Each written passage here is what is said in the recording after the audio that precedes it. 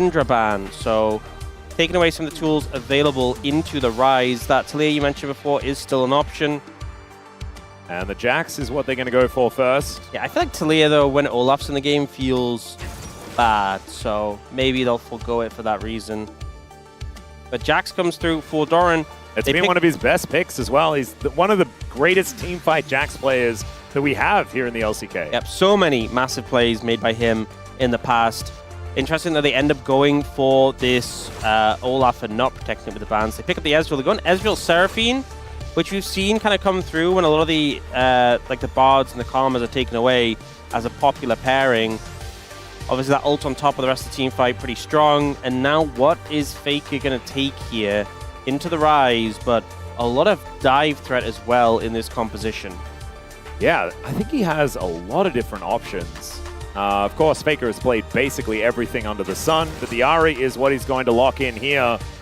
We've seen Ahri priority rising a little bit.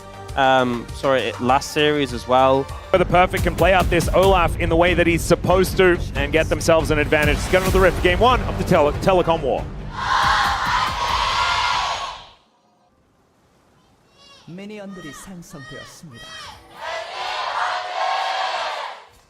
All right, ladies and gentlemen, here we are. Onto the Rift for game number one. It is Telecom War time between T1 and KT. One thing I do want to say is that Gio did manage to get his best pick so far on his time with KT. His Ezreal has definitely been his best performing champion. So that is good news for KT. This might be bad news, as Cuz is going to have his blue buff likely stolen away. Yeah, nice little pickup here for Owner, if he can get this and get out, which should be possible. Pulling it down here. Build a smite and get it before Cuz even sees it. Yeah, Cuz is now going to be making his way over, but Owner is already on his way out. So Cuz will get that bad news straight over to the Gromp and was spotted on that ward as well. So extra information here for Owner and T1. Great start in the jungle. And speaking of great starts, this bottom lane not going very well at all, as Effort just gets his health bar halved. Yeah, I love the aggression from Paze and Kerry using the movement speed of the heal when Paze has a passive stack just to step up and get some good damage down. There's a lot of poke from the Ezreal Seraphine, but the all-in, the sustained damage is really there for the Yunara. Oh, look at this salvo here. At least Gio manages to hit one of those Mystic shots. One thing is it is real bad. The cleanse from Paze, which is super high value this game, but it does mean, even though the health bar is a little bit higher for him compared to Gio, has to respect that barrier potential that can come through.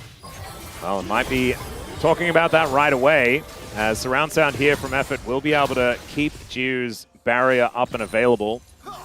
T1 with control of the wave though right now. I'm going to be sending it over towards KT, so pretty volatile at the moment. The carrier just focusing on the wave, glitter lancing all the way through, and they're just going to continue this pressure as much as possible. Just because they have access to the wave constantly, they're the ones who control the pace of the lane. Pace permanently has this passive stacked up, which makes it so hard to trade into him in any extended way. I mean, at least also just very good at trading if you can get in range to auto. Yeah, at least KT have managed to soften up this Yunara somewhat. Effort now out of mana, used it there to stop the recall, so I think T1 will stay for one more wave. Burlap being very loud towards his top side, as Doran's going to get exhausted. Kind of hoping that he has his Counter-Strike back up pretty quickly. He is finally going to be there. I think honestly Doran feels pretty okay about that, burning the exhaust for nothing, but now this gang's going to come in. It looks like they're not going to look for it under the tower. Yeah, you get the exhaust from the Olaf, you still have that Ignite. Perfect kind of has to back away now and reset, because he was kind of close to that threshold where an Ignite would just do him in. Well, does at least manage to get the wave crash, and will be able to go back for a bit of a buy without too many repercussions to come on through. Doran underneath that turret does clear out that wave, and so he's going to make it as hard as possible for Perfect to stay even. But Owner is going to get pushed out of the river here towards his bottom side. This Rift Scuttler will be claimed by Cuz. And that is a double scuttle to go over to KT. It's good news for them. Especially if your goal is just getting Cuz as close to level 6 as possible. Losing that early camp, the early blue buff doesn't feel great. Able to catch up now and even get a little bit ahead. And one thing I do want to draw everyone's attention to as well is that KT have been quite good at game ones. over the last few series have come out of the gate swinging. It has led to sometimes some disappointing losses for the team. But this is often where they will do their winning, is straight out of the gate. See whether that is going to remain true, as here in this early game, not too many mishaps just yet. What are we aiming for to beat the latest first blood of all time? 38 minutes? I think it's 38 minutes and 35 seconds or something like that. 34 minutes. No, 38 minutes and 59 seconds. There we go. All right, so let's put that one on the clock. Maybe we'll just say 39 minutes. We'll say 39 minutes is the one to beat. It's perfect. It's going to flash out of the way of Doran's Counter-Strike. The Ignite was used. Still Doran with a big Summoner Spell advantage here on this Jax. And the fact that Ona is not too far away from level 6, the fact that the Flash is not going to be up and available for the Olaf puts him in a precarious position. That Cataclysm, very powerful. Perfect is low and has Cuz hovering around, but Cuz isn't level 6 yet. All right. Like the best scenario for a Nocturne to be making a gank. Yeah, especially with the Jarvan in the area. Now I've got Paze and Carrier moving back towards this lane. Geo in a pretty good spot with some free time with this lane, but still has to really respect what Paze and Carrier are capable of on these two champions. As Paze is going to step up the beat drop just to try and stop him from continuing forward. But you can see the way that KT are thinking about this lane. Paze is just always moving forward. So Effort is always aiming skill shots as if he's just going to be parading and like running Geo down here in this lane. Yeah, his position has been so aggressive. And, I mean, there he took a bit of damage, but he was dodging away from a lot of skill shots prior to that. And this is just such a heavy skill shot-based lane for the Ezreal Seraphine.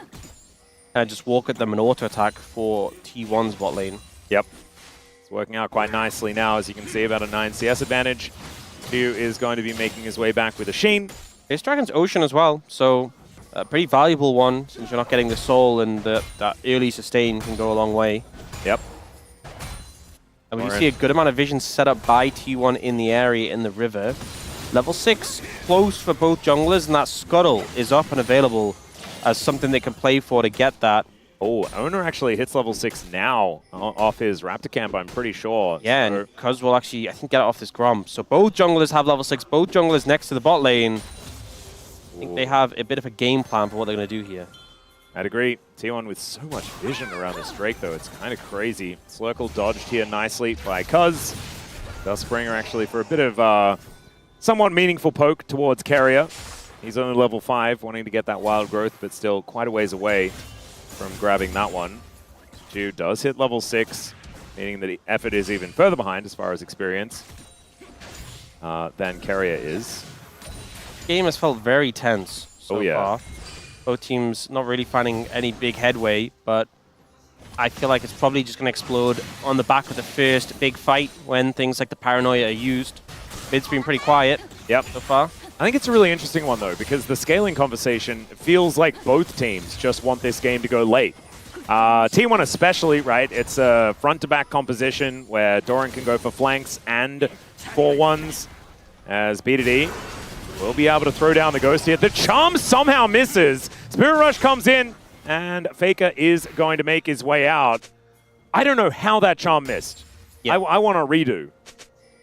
This does mean a lot of pressure afforded for KT. Sending Faker back, and now he has no ult, means they can move over towards those grubs. Faker doesn't really want to fight around those when there's so many more tools available for KT right now. Oh, perfect. Actually finding a really good trade here against Doran. The Exhaust doing a bunch of work as the Realm Warp gets interrupted. The Flash not available here for Perfect, so he can't find his way in. Paranoia comes down though, and there is First Blood. Good Charm this time from Faker, but even the True Shot Barrage is going to almost kill Doran, but it did do a fair bit of work there towards Faker at the same time. And KT biting off a huge amount here. They'll also get the grubs on top of a pretty noticeable 800 gold lead. Yeah, Ona sacrifices himself to save his top laner, but it doesn't save him from this awkward position he's in right now. So low on HP, I think he just has to leave. Yeah, a couple more undertows and he would be dead. So Counter-Strike not going to be helping him out on that one. And so Perfect moving back into a great position here in this lane. 4 CS up, but he was trailing in this lane, and it looked like Doran had all the pressure. Yeah, the summon advantage was there for Doran. to flash away from that situation. Perfect didn't even have his to follow. And honestly, Cuz maybe could have just paranoid into Doran and finished him off, but goes for Ona instead, gets his flash and takes him down. Big reward on the back of that play. Well, now you got Gio holding a wave towards bottom side as well, but let's check out this play one more time. I mean, I think you just look at how utterly dead Doran is if this Realm Ward comes through. Yeah. And then, unfortunately, the RE is there, but doesn't offer a ton of backup without the ultimate. The fear comes through, and Ona is just... Not a whole lot he can do about that one. And so KT, I feel like this has so many flow-on effects, right? Because BDD now has an assist. It was his lane opponent that had to turn up without ultimate in order to try and fight that one back. So it's not like Faker was getting any advantages while that was all going on. And Cuz is on a Nocturne where that first kill went over to him. Doran actually finding a great angle towards Perfect here, though. Ragnarok not actually used. Yeah, notably, Doran committed the ult. Perfect didn't, he held it. So Doran may have a bit of pressure there, but you do not want to hang around when you have the ult disadvantage. Dangerous position to be in now. Okay, Ona does put the control ward down first. I thought he was just going to blast Cone straight over. There's a Jarvan, we'll be able to get out, but Cuz, going to be a smite fight for this. Yeah, there's a Cataclysm from Ona. Gets himself straight out the back. That is going to be the steal to come through. The Encore, not exactly the best. The Wild Growth, not going to be enough to save this Jarvan. And down will go the Nocturne as well, so 1-for-1 in the fight. And there is the kill for Pays. Jiu has to get himself out of here, but I don't think he's out of the woods just yet. As Faker trying to get over that wall, not going to be able to do so, decides not to use the flash. And now Jiu taking matters into his own hands. And they are immediately taken out of them as Pays puts him down. Dragon secured for T1 in the fight afterwards. Gold in the right places. 2 kills for Pays, 1 for Faker. And just a great cleanup in the aftermath. I think too much of KT's focus was onto Ona. And he did his job. You know, he got the, Doran's in trouble. Oh, there's the flash over. As Doran, is he going to go over and over once again? He is not. He is just going to die. BDD is going to be gifted this kill. As, yes, fishing in the barrel, and third one's the charm there, as the Ride's going to be able to take down this Jax, and Perfect now might be able to grab some plates, but instead deciding to go back home. Ona is here. I mean, it's technically not a solo kill, but that's only because Perfect is very generous. Yes. Doran didn't have his ultimate available, didn't have flash, and just gets run down by Perfect. This is not the first time we've seen one of these Olaf counters fail, but not a good feeling for T1. But this fight was phenomenal for them. Ona goes in and they try and hold the health of the Dragon. He gets his big combo, and they commit so much onto him. This Encore, the redirect actually doesn't come through, but even if it did, it's only onto the Jarvan. They kill the Nocturne, start getting the resets. They go for effort to squish his target to continue that momentum, and eventually it's Jiu against 3. Faker doesn't land his dash over the wall, but it just really doesn't matter. Yep. And then this ensuing play, Jiu actually tries to make the hero 1-for-1 with the barrier, but Carrier just kites him. Yep, and isn't able to hit a couple of the skill shots there, and therefore Carrier is going to survive. This was cute though, with Perfect making sure that the Rise is able to pick up that kill. Yeah. Both of these champions get so much stats, so much power from their ultimates, because it's not just a CC immunity for the Olaf, you get a lot of AD as well. Yep. That when one of them has the ult advantage, you can see the difference so easily. And now Perfect is, I mean, Doran's about to hit level 10, but that's an entire level above Doran. And that's because Ona had to come over and take that wave down, so Ona is ahead by a little bit. As we can see here, he's closer to level 10 than Cuz, but even that difference is not that high as, oh god, yeah, Paranoia is up and available. There's a teleport preemptively here from Faker to understand that, yeah, Doran was gonna die. Oh yeah, and we'll save his top laner, but I mean, earlier we had Ona bailing him out, this time it's Faker. Doran is struggling right now in this top lane. Now, speaking of struggling, Jiwoo will just be able to walk this one off, but allowing this Yunara to have free access to the tower does not feel fantastic. Well, Ona is going to take a bit of damage here as Jude just arcane shifts back towards his wave. At least he can get here to actually farm things out. I think it's so easy to avoid fighting when you see someone and having that in mind, but I think T1 doing a pretty good job there of sensing the fact that Cuz could be there any second and not overcommitting as a result. Yep. I think you always have to have that in mind when you're playing against a Nocturne. It's very easy just to forget. And then suddenly everything turns dark, and you just have regret. Yeah, you do have to just respect the fact that Paranoia can be pressed at any time. And Doran, I mean, even though he fell behind here in this lane, he's Doran, right? He won't let that get to him, and he will probably still be pretty effective as this game goes on. We've seen it many, many times. Some people are frustrated by it, others are used to it. I mean, that's the thing, is this game is not the most fantastic Olaf game, if we're being honest. We've had a lot of games where Olaf has ran the LCK, where the options to try and deal with him are very limited because you had a ton of CC, and that he just ignores it, and then you have a Jhin who can't kill him. But there's a good amount of sustained DPS in this composition, and everyone, for the most part, is quite mobile. And if you lose target access as the Olaf, and remember, he doesn't have Ghost, suddenly you just have your ult time out, and you're kind of a sitting duck. Or a sitting Viking. Yeah. So I think it's one of these things where Perfect being ahead is great, but it's not the guaranteed slam dunk that we've had in other games with Olaf. Well, Gio also not finding too many of these Mystic shots. True Start Barrage is just barely going to go through the posts. Finally does manage to land one, and with this Trinity Force, they are actually hurting.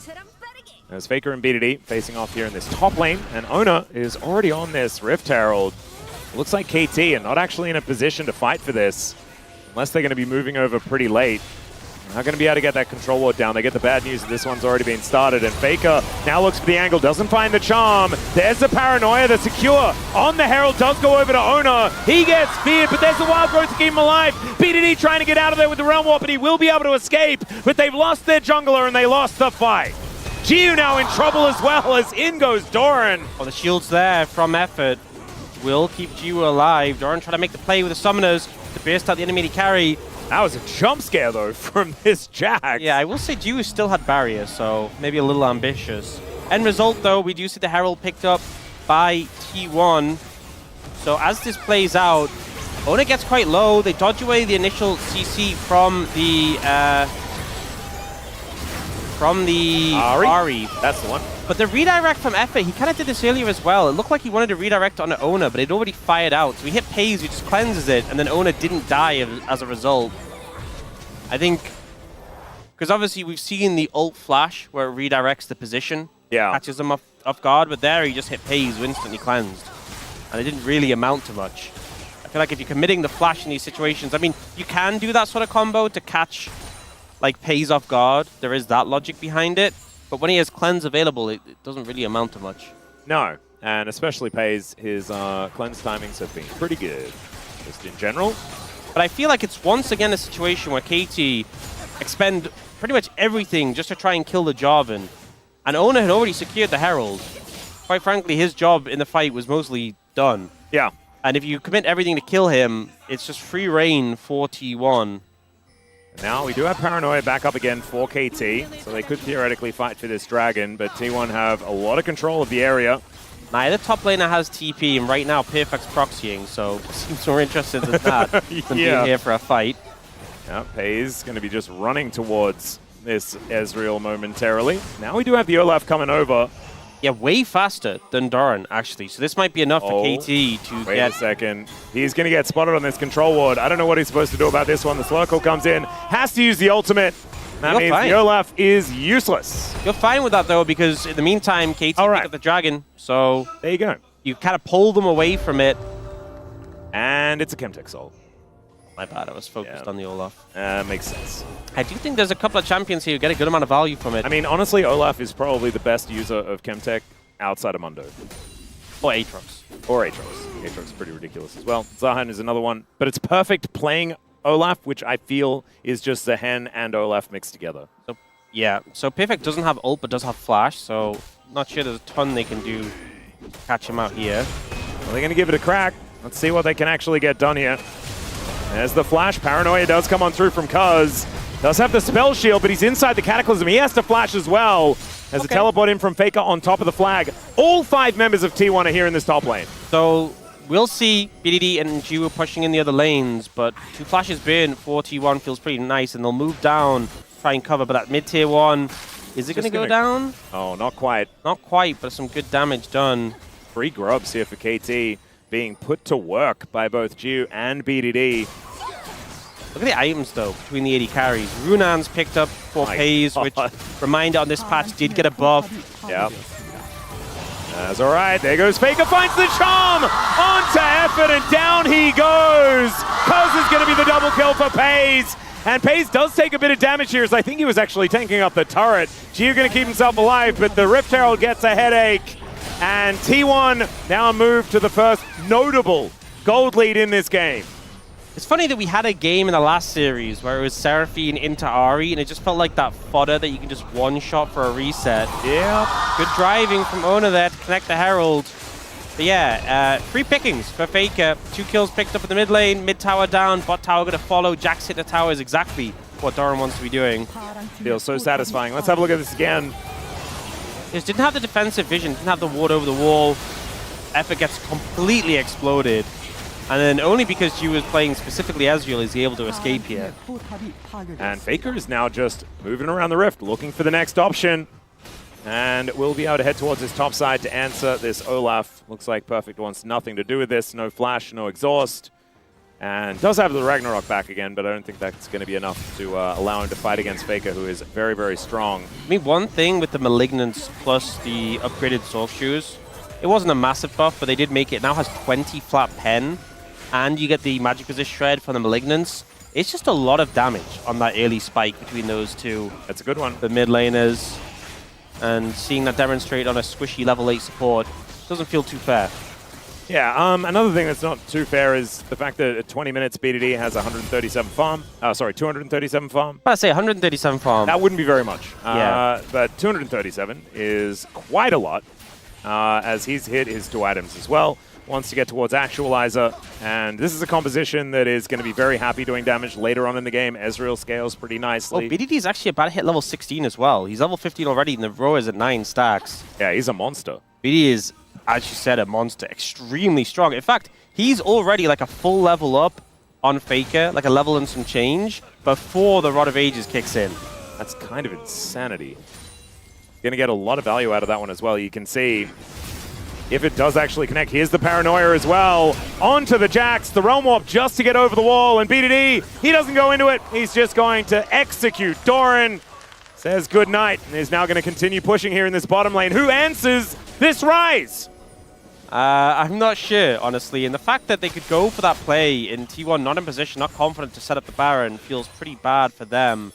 It is also the Huni Baron. Of course it is. So they're going to start it now. Cuz doesn't have flash, doesn't have ult, and he's only just now recalling. Owie. But they get spotted by the 2-shot barrage. That's enough to force them away. FaZe wasn't actually hitting the Baron yet, so yeah, I think get any assistance from him. When it's Huni Baron as well, I do think that as soon as you're spotted, get out. Do not risk that, as the health bars can be low. Yeah, okay. Oda doesn't know! Oh no! He doesn't even know that he's just here! Oh, it was right there! Oh, that's so sad. Mega Cone gets BDD to relative safety. Oops. There was a Lulu in the area, and in fact, Carrier was kind of surrounded, but is able to just go back home. You know, I think as much as Ona, it would have been nice to get his red buff. I think face checking the Rise, probably not good for your health. I mean, if I was Ona though, I wouldn't be like, oh yeah, that's probably Rise stealing my red, you know? BDD just picked up Actualizer, and he's about to hit level 17. Uh-huh. He's going to hit 17 before Faker hits 15. He's a big boy. Yeah, large and in charge. And very blue. So even though T1 have had some good positive plays through this mid-game, BDD is a major threat. Oh no, they're going to let BDD play with his new toy as well. Possible fight to start off here as Faker looking for that flank angle. 4 levels up on Paze. Yeah, what has BDD been doing? What have they been feeding him? Yeah, hyperbolic time chamber BDD. Okay, well, now they're going to try and blow up Faker. That's a great charm this time. And down goes the Ari. No Cataclysm for you, Owner. He's just dead immediately.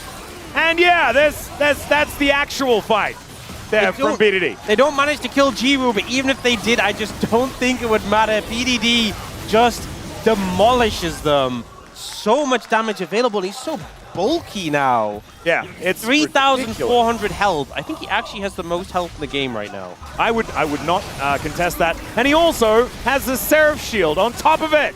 So Huni Baron does a ton of damage to KT there immediately, but it just doesn't matter because no one's coming to contest it. Yeah, not a chance. You can see it's actually shredded them, which just kind of shows important to make sure you have control of the... Oh, Doran. Okay, top laners get more experience from doing their quests. Daniel, Yeah. what is happening? Why is he 3 levels above Doran? I know it's Rod of Ages, but that's only 1 level. BDD really showing why the Rise priority has been rising up. We see Gio doesn't get over the wall, but the flash is pretty great. But this Encore, perfect onto Faker and Pays. Pays will just cleanse, but it does catch out the mid laner of T1. It's really good that Effort realized that he can use Encore without flashing. Yeah. Because that one was fantastic. That one was phenomenal. I think maybe overthinking some of the earlier ones. Yeah, I have a feeling that maybe he was like, oh, I just really want to be in that Mad movie. And I've seen these Seraphine guys, and they keep doing the ult flash, and it works great. Sometimes you're too set on getting like the mega play and hitting like so many people that you kind of miss the forest for the trees, and it's just better just to get the right targets. Yep, just aim it well, and you're probably going to be fine. And that's exactly what happened here for KT. But it's a 2,000 gold lead now for just the Rise. And as soon as he gets an arm guard, I just don't know what T1 is supposed to do about it. Maybe fight everywhere the Rise isn't is going to be the play. But they now have a Baron, and they're going to be taking down this inner turret. That one's going to be a pretty comfortable one. Only a couple of plates in the bottom lane as well, as Kuz slows down Ona here, that stride breaker. And Ona was singing the song, you know, ain't nobody going to break my stride, but they broke it anyway. I'm going to say it. What? Isn't it crazy that people weren't building Actualizer third on Rise? Yes. Isn't it just absolutely insane? Do you know what's going to happen? Like, Saturday's going to roll around and Chovy's going to play Rise, and he will build Dash Cannon instead. I think even he's given up on it. I think they've just realized that I hope so. The item that scales with your mana is pretty good on Rise. Yeah. I know, it's shocking, but I'm glad we got there in the end. We figured it out. Oh, BDD going to be respecting Faker I quite a lot here in actually do the have mid some lane. good news. So yeah. BDD's about to hit level 18. He can't level up anymore after Oh, that's true. Won't have even more of an advantage. Yeah, there we go. So he's capped out in terms of levels. I think what just feels so unfair about this matchup is just look at BDD's health bar compared to Faker. And bear in mind he has a Sarah shield as well. I mean, and Ari is a burst mage. Yeah. I mean, look at BDD's health bar compared to anyone. He's absurdly strong. Okay, KT going to be able to use the last remaining seconds of this Baron to knock down this bottom outer turret. Baron power play looking pretty good. And we've been talking about the fact that BDD's massive, KT are in such a good spot. 3.5k gold is not enough to make you feel comfortable if you are KT and you're staring down the barrel of Pays playing Yunara. It has been the bot lane for T1 often the big factors in their... wait. He missed one Q, and therefore Faker lives. He doesn't have Actualizer. Oh my lord. He didn't have cool. It's not up for a while. Didn't have Actualizer. Faker was just dead if he has that item. Yeah. Did he miss? I thought he missed one Q. Yeah, yeah, I think he might have as well. But like, I mean, if he didn't do that, he didn't even need Actualizer, and he's still just dead. True. My lord. Use just in, Rise does a lot of damage. Yeah. Irrespective of the Actualizer. Yeah. Just actually does more damage, even if it's not actually. I remember because, you know, Actualizer was based on like the Arena ARAM Mayhem augment, the one that like increased, it's called Overflow.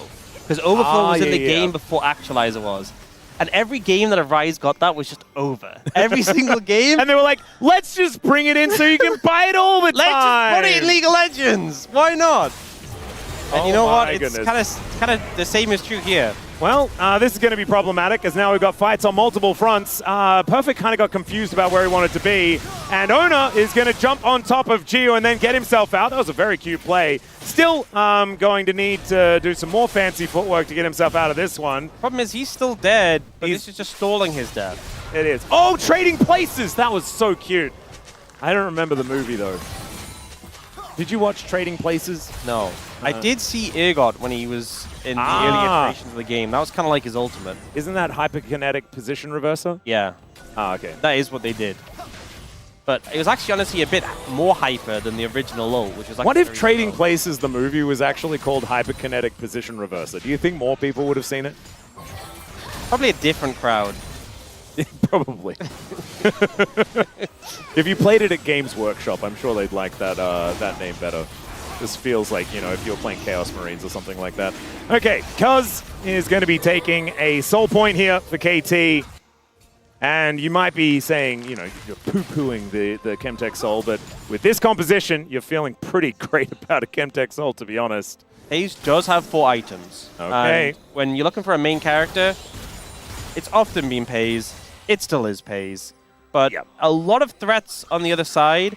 And we've seen that Ryze has this magical ability just to make champions disappear. So against pretty massive odds right now, but we do have the Cleanse plus Mikhails available for the Yunara. It just comes to setting up this pick to get the damage down.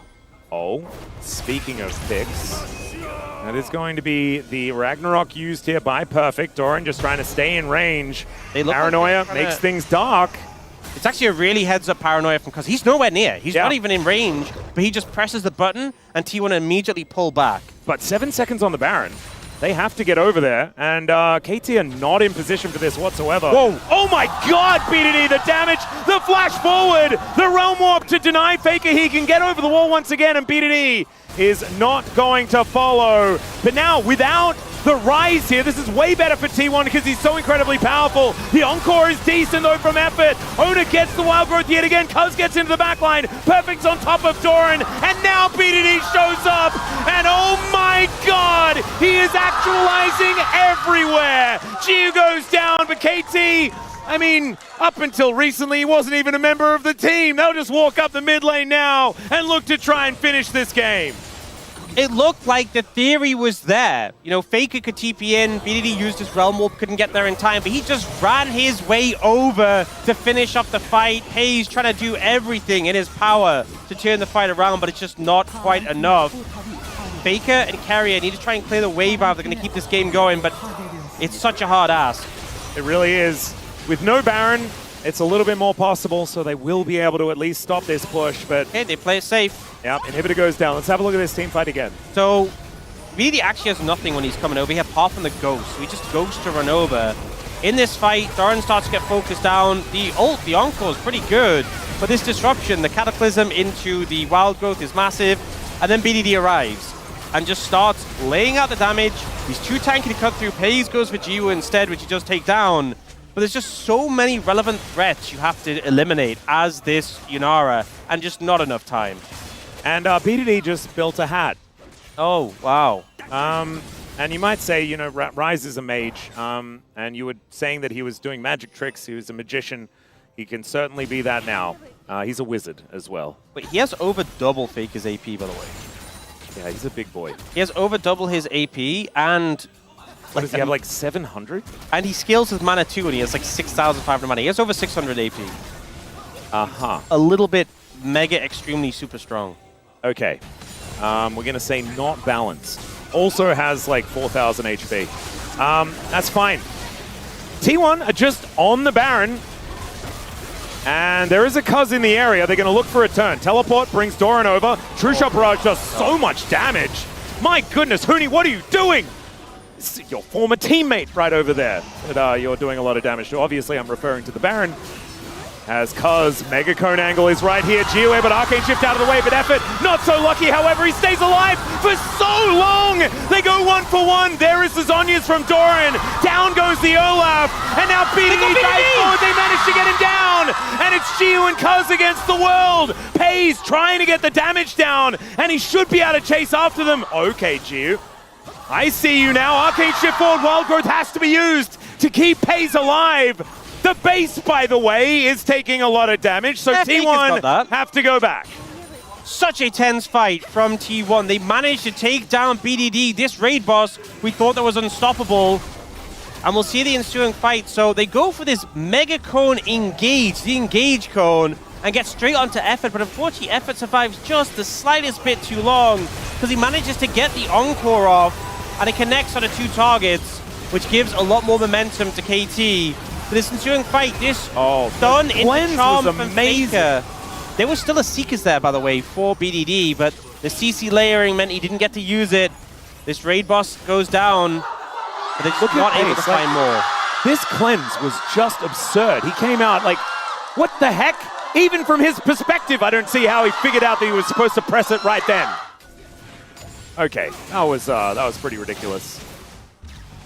the Mikhail. Captain Jack maybe needs to be FaZe. It was the Mikhail's because he still has the...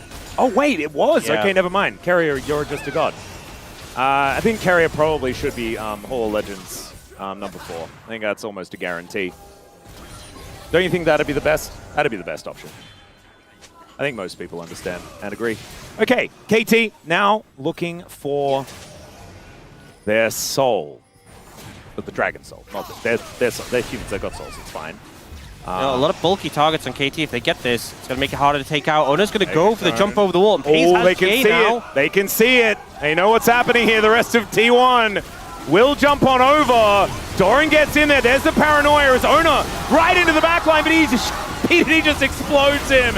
Cuz dives in, secures the dragon, and now BDD with this soul is going to go golden first. Giu now able to take down Pace to his GA. I don't know where Doran just went. I don't know what all these numbers are looking like, and Carrier is just left alone. It's a triple here for Giu. KT secure the soul, and they'll secure the game. T1 Megacone in, ready for the fight, but they are not ready for BDD. The damage he is dishing out in this fight just decimates T1. They'll get the soul, but they're not going to have much of a chance to use it as they look to end the game. Taking us to game 2 and trying to keep their hopes alive of staying out of play-ins. And I don't know, man.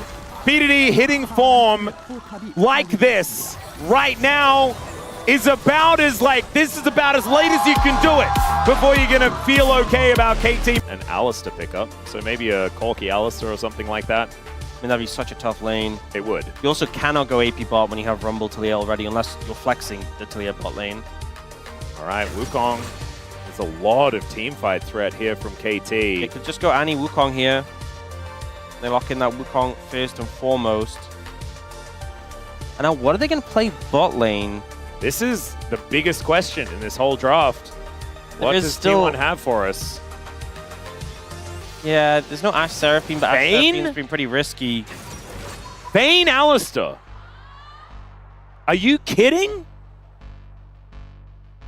Hang on, wait. It could be. Are you letting me do this? Okay. It could be Vayne top into the Cassante to try and win that matchup, and then Rumble mid Talia bot. They could try and do that. You are correct. They could. The Rumble is the biggest problem in that whole equation, and it makes things quite difficult. All right, so the Vega, is this going to be another one? Are we getting closer and closer to 100 unique picks for Faker? Because I don't know how many times he's played this one in the mid lane so far in his incredibly long career.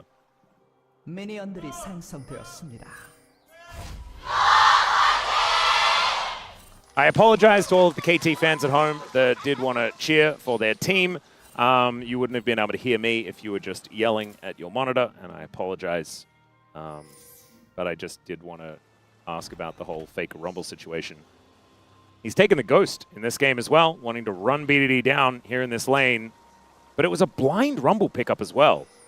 And so this could be a tough one to play out. Yeah, I think originally they were intending to... I mean, the flex possibility was there, right? Oh, bot lane is a bit precarious, level 1, because you have an Alistair. Yeah, and remember, they gave extra magic resist to AD carries, which mages were already on the way out in the bot lane in the LCK, but an extra 3 magic resist at level 1 doesn't exactly help. I'm not saying it's going to make or break this situation, but does mean that he was just a little bit tankier in those trades.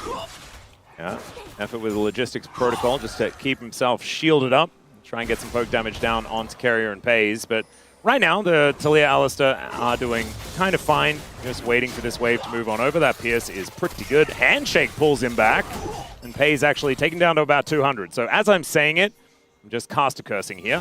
This is my concern.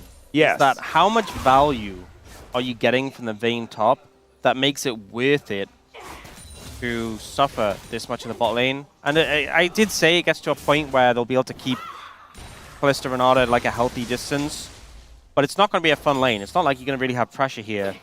And it's also not like Perfect is going to be useless as this game goes on, right? As long as he's not 100 CS down and the tower's gone at like 8 minutes, he's still going to be Cassante. Like, are there 100 minions available in 8 minutes? That's I pretty mean, exactly. soon. Yeah. So you're saying that it's fine. It's always going to be fine.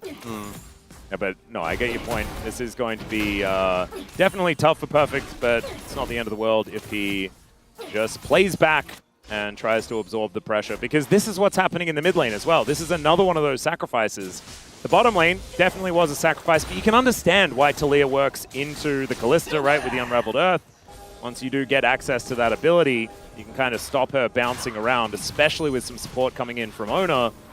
But I don't know how much salvaging of the Rumble into Syndra you're going to be able to do.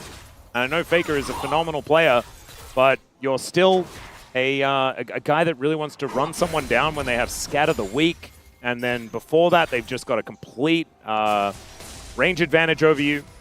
So as long as VDD plays safe, it's just going to be really hard. I think it's not too bad. I mean, you're not going to have that much pressure, but again, Syndra, you need stacks before you get access to like more frequent queues being available, before you really have that pressure. And I think in the meantime, Faking is just bulking up, and with Scrap Shield can kind of mitigate. All right. So I don't think he's going to get run out of lane or anything, especially if you really need to. You can itemize early Merc Treads. Well, Not a fun time, but he shouldn't be dying, and doesn't have the TP this game though, so going to make resetting a little bit more awkward. That was a really nice condemn, as Doran caught Perfect after the Pathmaker came out, and so was not unstoppable. Well played. And so Doran is now the AD carry in this game. Let's see how it's going to work here for T1. Currently a 200 gold lead for KT. As the flash from Effort just going to pick up pace here. The rocks go down though. And this is the problem here for KT, is dealing with that Unraveled Earth. Yep. Makes it very difficult to continue that momentum. I think G was just a little bit too far away when he went for the flash as well. With Kalista Renata specifically, it's the fact that you have the Kalista's W passive and Renata's passive. If you're both hitting a target, just so much damage, even if you just auto it, it's a ton. Oh, Cuz moving in. There's the scatter, but Faker able to scrap shield and run away. He's a little bit down in farm, but going to get a recall off here. Not the end of the world. Yeah, honestly, not as bad as I immediately anticipated. My mid lane Rumble matchup knowledge is not as high. Oh, he's going the Sorks though, not going the Merc Treads defensive option. And the upgraded Sorks did just get buffed. So a lot of flat pen for Rumble, who very much appreciates that stat. Yeah, certainly does like it. Bit of extra movement so you can speed, going to help with dodging the skill shots. And once he gets the equalizer, you know, you can just ult the wave and then reset, and you're kind of fine. Some plate money, I believe, going over to Perfect there. I think he was there more recently enough for that money to head his direction. Wasn't entirely sure, as we didn't see the number go up, or at least I didn't. As there is a really nice shove onto Jiu. He is going to be out of bounds away though, and this wave should just still be in control for the Kalista. FaZe and Carrier just hanging out here towards the bottom side as Cuz really wants this Scuttler. The battle for level 6 to come on through. Oh, but Ona's nowhere near level 6. He doesn't even get it off the Scuttle. Oh, wait, okay. Well, there's a Pulverize as Equalizer goes down from Faker. That's fantastic. Scatter. And the scatter is just gorgeous. First blood goes over to Jiu, who's still hopping mad in this fight. It's another kill onto Ona. Pays now running away. And he does throw down the rocks. Jiu now looking for the angle. He still has flash. Scatter again from BDD. And the Pierce is going to miss, thus guaranteeing that BDD picks up player of the match if KT win. Don't understand why they're going for this skirmish into Kalista Renata. They are so strong in these early skirmishes. You just don't have the damage to cut through them. Ona is nowhere near level 6. Even if you got the Scuttle, it's not like you suddenly have access to the Vi ultimate. But they go for this fight, they get the combo onto the equalizer down on Jiu, and guess what? It just doesn't matter enough. They start to focus on Cuz, but with the bailout, he's not an easy target either. BDD got that phenomenal scatter onto 3 earlier in the fight. And honestly, this man on Syndra, just, there's another level to it. Yeah, it definitely is. Oh my goodness. Yeah, Pierce doesn't connect, but it doesn't actually matter too much. So now, KT moved to over a 1,000 gold lead. I think it's fine if you want to go the Taliyah Alistair and just keep the Kalista Renata at bay. It was an early Kalista Renata ban. But you cannot opt into these early fights. It's not what the combo does. It shuts down when Jiwoo wants to fight. It doesn't allow you to just opt in especially when you don't have the Vial available, and it just allows Jiwoo to tank up that initial salvo and then go back to auto-attacking everyone. Well, now Owner is into this brush. The Raptor does really want to hang out with Effort, though, as we can see. VOD is going to move on over, as Scatter is not going to quite connect onto Owner. Oh, so would like the big one, but does not actually get it. It's good to know that it isn't a targeted ability, because I was a little bit unsure after the last fight. Yeah. Nice to know. Thank you, VOD. Confirming it's a skill shot. He's now got some Sork shoes as well. So going to be a little bit more mobile here. Pays and Carrier up towards his top side, trying to deal with Effort. And he's going to get flung back. Doesn't quite find the handshake here either, as the big rock is going to connect. But Effort doesn't look too worried about this whole situation. Kindle Gem in hand, that extra health helping him out here. As now the Grub's going to be started up here by Cuz. That first one will definitely go over to KT. And it looks like T1 are not going to contest this. And this lead is 560. I don't think Perfect really cares too much about what's been happening here in this top lane so far. No. Even though there's like a 30 CS discrepancy, it's like, okay, on what? Yeah, and like, honestly, this is a very large lead. I just don't think it changes KT's happiness about the game state right now. Yeah, that's like, Doran's been doing what he needs to do, and he's been doing it well, but is it enough? Is the big question when the rest of the map has a sizable lead for KT, and Cassante, he's still Cassante. Yeah. All right, Owner is able to steal away some Raptors on the other side. That is going to be good news. But Cuz has been taking kind of whatever he wants. And is Chemtech as well, lead. by the way, so no Chemtech Soul this game. And it is still up and available. T1 in position to start it, and Owner will actually go in there and punch the Dragon. They have the Vayne around here now, which I think is important. They have Owner's ult, a lot more tools at play. KT are trying to make their way round from the bot side of the river, but this Dragon's going down quickly because he's in range. Yeah, just gets in. That is going to be the secure, though, for Owner. Cyclone is fantastic. The knockups are great. The bailout comes on through, but Cuz is not going to get it. It's a double kill for Pays as Effort flashes out of the way. BDD greeds to get one kill on the jungler, and KT throw it right back to T1. And a critical thing KT were missing there. One of their best team fighting tools is that hostile takeover. Effort level 5 just doesn't have the same level of value. And I'm just questioning why that Dragon was so important. You have to throw away your position in the game. They go around for this. Cuz tries to go for the Q smite, but miscalculates. The bailout gets put into Cuz, so it's not there for Jiwoo. And when Effort's thrown in, there's no ult to follow up. So the fight's already over by the time BDD and Perfect arrive. And all BDD can do is just trade 1-for-1. But with 2 already down, that's not really a good trade. No, it's not all that helpful. And Jiwoo not quite at item number 1 yet. And after that, Blackfire Torch is now done here for Pays. So this Talia, all of a sudden, feeling absolutely fantastic here in this game. And it is back to square one. Look at that steep drop-off, by the way, on the gold graph. Just how quickly things can swing around. Oh my goodness. Okay, Carrier's health bar quickly going to be evacuated from the rift. Static Shiv is now done here for Jiwoo. An item field feels absolutely fantastic on this champion. I feel that's why we've been seeing her more often. BDD, I think, has picked up quite a few splinters over the last little while. You can see 64 already there. It's a very healthy amount. Yeah, these Qs really starting to hurt. I think he only needs 2 more for the first big spike. And Perfect now. Wow. Yeah, I know. I'm sorry. I shouldn't have done it. Doran is going to be able to grab some plates. Back into their top lanes where they're supposed to be. Finishing off their quests as best they can. Cuz moves on over, gets a control ward on top of the T1 control ward that's already there. And now Perfect might be under threat. If he does get a good angle, though, on this all-out, might be able to get himself out of the way, as now Pays could be in trouble on the other side. Okay, how do you get out of this one, Perfect? He does find the Q. There's the Cyclone to come in, but they've already managed to take down the Cassante. Another Cyclone's there, but the minions had picked up the turret aggro, and out go T1. Just the power of the Alistair. I think any other support, and there's turnaround potential, but Carrier can tank it for so long. Layering the CC as well. Easy to set up the Condemn when he's against the wall. And the end result is we see Perfect going down. Carrier making the play work gets the pretty aggro, well. and he actually uses the Pathmaker very early. And just ends up Cuz coming in a little bit too late, not able to keep Carrier under tower. I think he had to use the Pathmaker there to stop the Condemn, but unfortunately just meant Carrier could take aggro and knock him out. Yeah, it didn't quite work out there, and then Cuz actually invested the flash to try and save that play, and unfortunately that didn't work. So Perfect Elise now does have a Frozen Heart built up. I think this is actually kind of cute into the Vayne specifically. Try and mitigate some of that attack speed. Makes sense. As the Headbutt Pulverize does come down from Carrier.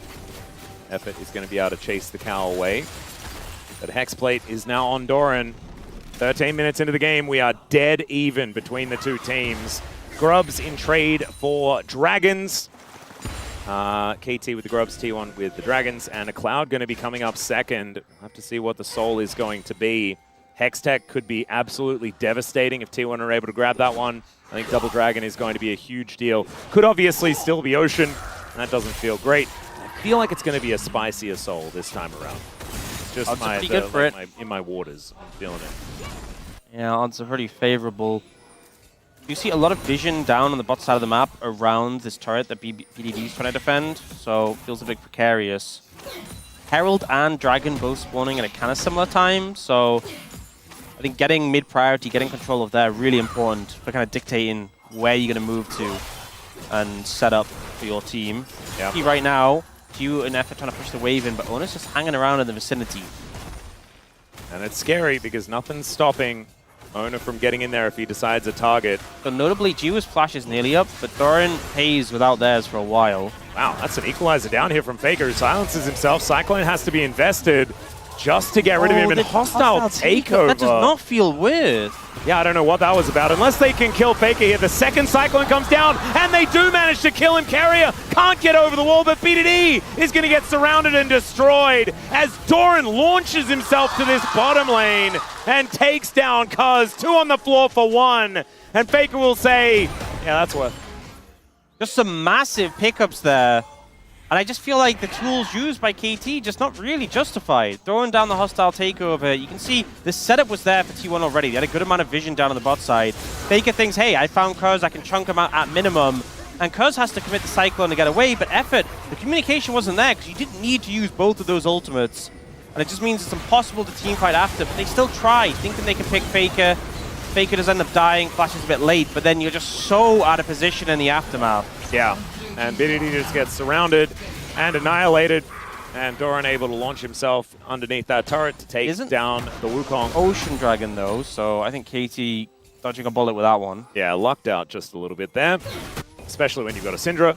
It's not like you'll have time to heal when she presses her gameplay button and you just die. As Ona's coming over looking for an angle towards Perfect.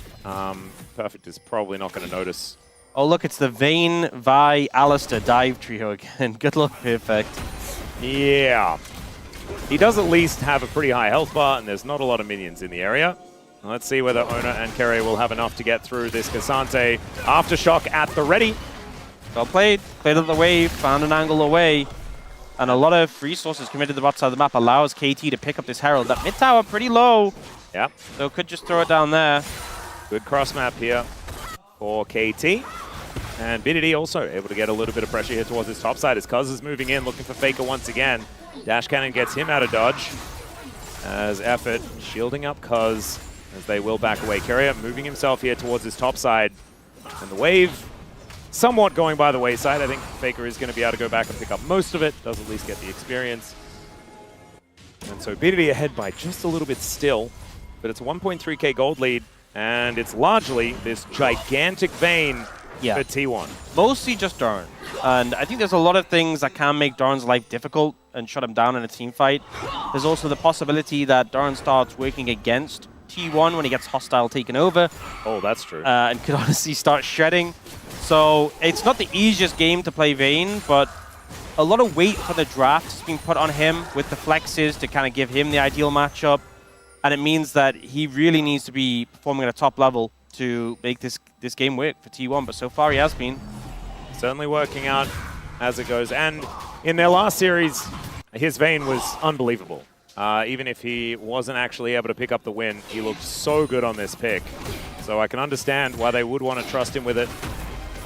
Perfect here, just trying to batten down the hatches and stay alive here. His bottom lane right now looking pretty safe, but Doran just having a good time, clearing things out, looking for that Essence Reaver as soon as possible. And Pays puts together his second item. Rylai's is now done as well. Yeah, not the highest damage output pickup for the Talia. Now, this is a champion who can sometimes struggle to really get the damage out. And this one doesn't exactly help, but a lot of utility afforded by it. Now, Faker's trying to defend this wave and not die at the same time, which is a difficult one to balance. Yeah, you can see BDD is going to eliminate as many of these minions as possible before he takes down this turret. That is going to equalize the turrets here. And Gio is going to push Owner away from this. Wait, look at Carrier's position, by the way. Yeah, he is lurking. He got some deep wards in, and he's very much behind enemy lines. He could go for a Hex Flash flank play, but I mean, it looks like he might look for it. Everyone is. Effort's not a good target. Oh, no. He's in a little bit of trouble. Oh, my lord. There's a headbutt back and straight into the seismic shove. Not even going to try for a bailout. The timing was actually perfect because Effort wasn't initially a good target because the Fate's Call was there, but Jiwoo recalled, and that's when Carrier goes for the play, and he gets that free pickup as well. What's even crazy about the timing is his flash is now back up. His Hex Flash was only there for a moment, and he gets Jiwoo's flash. Yeah, immediate flash to get Jiwoo out of there.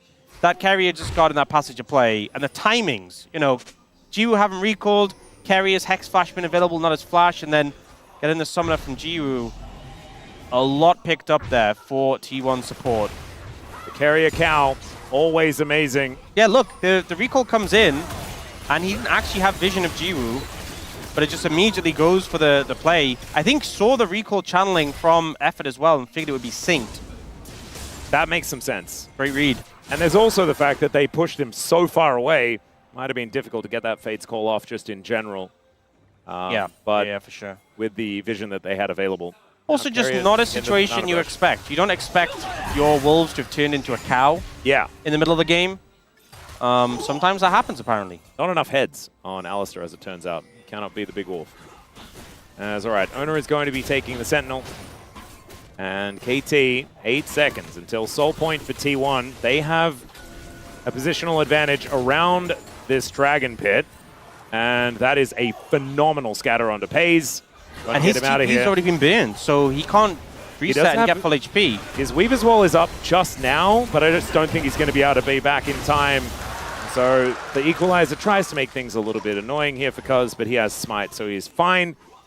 And that is KT denying the Soul Point, but giving them one Ocean Dragon. I don't think they're going to be too worried about it, but now the Rift Herald goes down. They should take this turret and get another charge on the inner as well. Unless T1 are able to surround Shelly and lock this one up. It looks like it's not going to get another charge. Waste Herald, ultimately. But they still get the push and get the mid lane tower. And it just kind of shows that, I mean, obviously T1, it was one Ocean Dragon. They already have 2 dragons in pocket. It's not the end of the world losing it.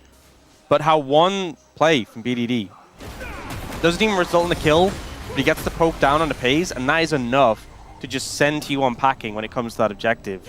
Yeah, and he'll take this turret as well. Doran is returning the favor on the top side of the map. But BDD getting larger and larger is a scary prospect. Is now Perfect kind of wishing that he'd build a Rookan or something like that, seeing this Rumble make his way out of the brush. Yeah, that's one thing with his build. He's definitely well-equipped to, as well as you can be, to handle the Vayne, but when one of them's this AD threat and one of them's this AP threat, and they both just shred you, difficult to itemize against both. Yeah, it's not going to be a great time. We'll have Jack shows up pretty soon. He's not crazy valuable in fights when there is a lot of AP damage on the enemy side. Talia is also a champion who's just pretty good against Cassante, even though she's not like the best tank shredder. The Unraveled Earth just makes it kind of a nightmare for him. Yeah, it is very annoying. And Faker now has built up 2 items, has some shred, added shred on top of everything else. Already had it with the harpoons. Yeah, this is the teamwork shred item. A lot of value there when you have 2 AP on your team. All right, now Pace even going to have more with the Blighted Jewel already picked up. So, all right, getting prepared to be able to take down Perfect is what they're doing. And Weaver's Wall going to come on through. Cease and desist will not be stopped. The Equalizer goes down. BDD, nowhere to go. He was extremely dead. Great pick there. Great buffer by Ona Gets in range for the ultimate, so you can't be scattered. They don't opt to go for Baron. It's Huni Baron again. All right, that's scary. We need to have waves with him. I was thinking it was T1, so they were just going to go straight for the Baron. FaZe now has a Magi's. 10 stacks on that one. They are trying to set a trap for KT, trying to bait them into checking on the Baron. I mean, they're still the control ward, so they're not really going to phase check, but they're getting good vision down. End result, though, is KT losing BDD, not ideal, but it doesn't drastically change the state of the game. Nope. They haven't really found too much success, though, in the recent fights of KT. Feels like T1 are well practiced in a composition like this, playing around carrier, finding some phenomenal engages. And FaZe is just kind of good at every champion that's ever been introduced into League of Legends, so his Talia has also been phenomenal. 5-0-1 on this pick as well. Is there anything this kid cannot do? I don't know. Okay, you're going to have to bounce out of the equalizer, but the flash forward from Faker is just too good. Perfect is here trying to help out, but effort was nowhere in sight, so no bailout available. Hostile takeover doesn't do too much of anything, but Ona has to flash to get himself out of the way. Great pulverize from Carrier into the backliners. Perfect is condemned to safety because he's still going to have to flash towards his Sentinel to try and survive. And then BDD has to throw the Sentinel away because it was about to kill the monkey. Now T1 with their prize. They've taken down Jiu. Are they going to be able to get anything off the back end? The answer is looking like a no. They get the blue buff. An effort just not close enough to help out Jiwoo there. This is the big thing. They're allowing Jiwoo just to pick up this wave solo, and T1 immediately punish. You don't have your support there. We have Perfect coming in a little late, but it's not the same as having to bail out a hostile takeover there immediately. I think, in fact, Ona doesn't die here. Caught in the cycle and the hostile takeover is not enough for him. But I think Cuz lucky to live on this one. So close. Yeah. Has to heal a bit off the blue buff, actually. All right, and so that means 12 stacks now for FaZe. I think 2 times in a row we've seen T1 get these big picks onto members of the bot lane. Callista, Renata, you need to be in lockstep. You need to be with each other, because if Renata's in trouble, you have the Fate's Call to get safety. If Callista's in trouble, you have the bailout, you have the hostile takeover to give us space to turn things around. So often they're separated, and it's just not a good omen for KT. Well, right now, effort is at least moving back towards Jiu. The scatter does come on through here. This carrier is stunned up momentarily. There's a good pierce to get out of the equalizer as KT not going to be too bothered about that one. So that is a decent cooldown now removed. Perfect able to also get out of the way of that seismic shove as FaZe just throwing these threaded volleys around. And into the Drake pit goes Ona. KT with control of mid lane now, though. We'll see whether they can move in time as FaZe throws down the rocks. And T1 with Doran here, getting through this dragon so quickly. That is going to be sole point. Scatter connects onto Carrier, but he's not a prime target. Although he does basically almost die. Yeah, that was looking like some prime beef there. Yeah, never mind. That's Hanu right there. They're going to look at the Baron, but again, this is the Huni Baron. It's a lot of damage. Equalizer's not that far away. This is dangerous to go for. I think they want to pick out of this. Oh, they're going to find it. Everyone flashes for Faker. He gets hand shook back in. Okay, and that is going to be the rumble down, but he didn't have Baron anymore. Used way too much there. Yes, you got the rumble, but this is so risky. Well, Perfect is now going to get picked off by Doran. If Doran dies, then maybe there's an angle. As KT are looking to back away. The Fate's Call now on cooldown. That's a big deal. No hostile takeover. Cyclone is in, though. Scatter connects one more time, and there is that Cyclone. They take down Ona. Maybe that's going to be enough, as now Doran is on the inner turret, and that is a beautiful shove back, but there's just not a lot of damage to come out from just the Talia. This is still dangerous. This still feels scary, so dangerous. Smite down with a Callista and a Smite. You should have this unlocked if you get a low enough, but that is the big if. Yeah, another great scatter comes in. There's the wall coming on through as Doran goes invisible. Can they get on top of him? The handshake is going to connect. The all-out is on top of Doran, and he's too low range. He's not actually able to hit them over the wall, but FaZe is going to be able to dissuade them from doing the Baron as they trade Carrier for Perfect and KT back away. T1, with the help of Huni, managed to stop KT's Baron attempt. Oh man, you thought that he left after 2016. No. He's still there. Still there in spirit. So precarious. And I think the thing is they use so many tools on this initial play on a Faker. They caught him, and I get they want to take him out, but he actually doesn't have flash here. And I think it was just a little bit overkill. Like, I get it. You want him dead, but it meant you had a lot less tools for the fight. And they get this great pick. Oh, no, speaking of great pick. Okay, this time effort is Elise here. Does get the cleanse out and now just hops around. Owner is in a lot of trouble. These sticks are going to get torn out and Owner will be going down. There is that Ren kill. What did you say? Oh, the flash forward from BDD is insane and he's immediately executed. That's a double kill for Doran and now they're getting hunted down by the Demon Hunter herself. Perfect is going to sacrifice himself for it, but that should mean possibly a Baron for T1. They should be able to keep Cuz away. They don't even necessarily need the smite, but that fight, you're seeing the value. When effort is there to help Jiwoo, but a misstep, a misplay by BDD cost them so much here. The difference when effort is there is night and day. They don't have the damage to put through the Callista in time, and she just starts auto-attacking, stacking up the Rend. And initially this is great for T1, but then BDD just oversteps here. Paze is pretty bulky. Just goes for the Q ult, nowhere near taking him down, and that misstep means that no one is there to hold Doran accountable. He can just start aggressing forwards and shredding through KT. I don't know what BDD was thinking in that moment. That was crazy. Not quite able to find enough damage in order to kill Paze there. You know what it was? If he was playing the Rise from last game, that would have killed him. Absolutely it would have. But he isn't, and that wasn't enough. Yeah, sometimes Fearless really does catch you unawares. I mean, he has at least done the most damage in the game. Hayes has 24 stacks on the Medjais and a Arm Guard. He is... And a Crypt Bloom. Not an easy target to deal with, not an easy target to kill, and doing a lot of damage. Oh yeah. And there's a lot of champions on the side of KT who like dashing. Yeah, even BDD as it turns out, as we saw in that last play.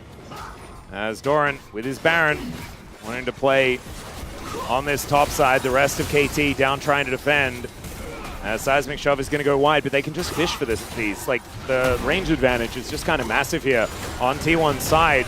Even if they have a Vi and an Alistair down here, Paze can just thread the volleys. And now Faker is looking to go back home. Gonna look for a bit of a reset, perhaps. Yeah, I think resets, spend the gold, 40 seconds on that Dragon. Ocean Salt, not the highest prio, but you'll never complain about it. Nope. Well, you might actually, but you'll take it regardless. 100%. Level 16 hit for Faker, big spike with the Equalizer being max rank. Maybe BDD had a... Did he have the Arm Guard and just died before he could press the button after that flash forward? Maybe that's what he was going for. That could have made some sense. He's got his Zhonya's now, though. I'm still trying... That play is still in my brain. Gonna see what they can find as Gio going to use the Seismic Shove as a gap closer. His Jack Shows is going to make him pretty tanky here. Terminus is going to be built up next, most likely is perfect. Does not look like a tank. He doesn't have that much magic resist. He just got shredded. Yeah. And they do manage to get into this pit. Scatter is going to connect, but it's on to Carrier. He's not too worried about it. Vision coming on through, and now we're going to have a honest 5v5. I was just hiding over the wall there. Carrier's going to spot him out. As well. Going to be pretty durable. There's the Headbutt Pulverize. Is now Cuz going to look to try and get himself over, but doesn't actually go into the pit. Doesn't want to use his flash for that one, as now Carrier moves in. Okay, there's the Weaver's Wall. Equalizer right up against it. Beautiful placement here. They're going to look to try and burst down the Dragon, but it's not going to work. Not quite able to get enough down first. So it should be a 50-50 hostile takeover. Great position as Doran goes forward. He's put in the blender. The knockups are gigantic though. And now Jiu gonna have to flash away. He's trying to hop around the fight. Ona gets into the backline and now Jiu is looking for the next one. Perfect. Goes forward. Carrier gets the CC down. And it's Faker that takes out this Cassante. The top side is dead. Another phenomenal scatter. And they both go golden. They're staring each other down, but the huge boulder in the back of BDD head is going to say goodnight to him, and now Jiu really wants to try and hop around this mid lane, but Faker will light him on fire and say dodge this. Effort's also going to die. Second harpoon should be enough, and there he goes. T1 with this crazy composition are going to win this game, I think. You know, this comp really looked like a team comp where Paze was playing the utility role, wasn't going to be the highest impact play. He's 9-0-6 at almost 9,000 damage in that last fight. Doran went down, but Paige stood strong, and now T1 looking to end the game. Cuz here to defend. Perfect up in a second. Is it going to be enough? Another great Hex Flash as there is a gorgeous seismic shove. Cuz just dead. Nothing that he can do about that play as Carrier just survives the Nexus turrets. No worries there at all. Perfect. Not going to be worrying about the seismic shove, but the Nexus is not able to defend itself as Doran can shoot it whenever he would like. Wants to grab a couple of kills, but in the end, they're going to look towards this Nexus and move us to a game number 3 and 6 on the night. I don't want to deal with any more flex shenanigans, but I think it's probably just Caitlyn bot and Paris. I would assume so. The coveted mid lane Skarner hasn't been seen yet, but Faker did just play Rumble, so who knows what's going to happen. So if they really want to grab like the Ambessa, do they just grab it now, or do they want to save the counter pick? Looks like they'll save the counter pick. A lot of control of this composition with the Anivia. All right. This is a brick wall of a composition. Good synergy with Skarner, because you can obviously smash them into your wall. Yep. So quite powerful there. And once they do get slammed into the wall, then you put traps down, and then you can bind them, and it's just kind of crazy. Ice theme in the mid lane, but where is the damage if this is going to be the lock-in here for BDD? A little bit worried about this one. Blind Renekton to come through, knowing that Doran wants to play Ambessa. Yeah, kind of saying, I don't want to allow you to play that. And maybe then you blind Silas and say you have to play Nah, because it's the last thing. Oh, the Zoe instead. A BDD special here. But this would be almost 0 teamfight damage if they do that. Victor is a very different story. Allows them to potentially go toe-to-toe in the 5v5. I think some comps from KT, some champions, that we've seen not have so much success recently. The Jhin and Victor have been struggling to pick up wins a little bit. Haven't seen the Renekton almost at all over the last, month and a half. It's been really absent. And now top lane, 41. Do you just slam like the Gnar here? There's a Hen, I think, could be okay as well. Gwen! Go for the Gwen. Okay. And I believe, did the changes come in already? Didn't Gwen get some changes recently? Was that this patch? I think it was. Just a casualty of a 6-game day. The excitement's going to be there, don't worry. Let's get into the rift.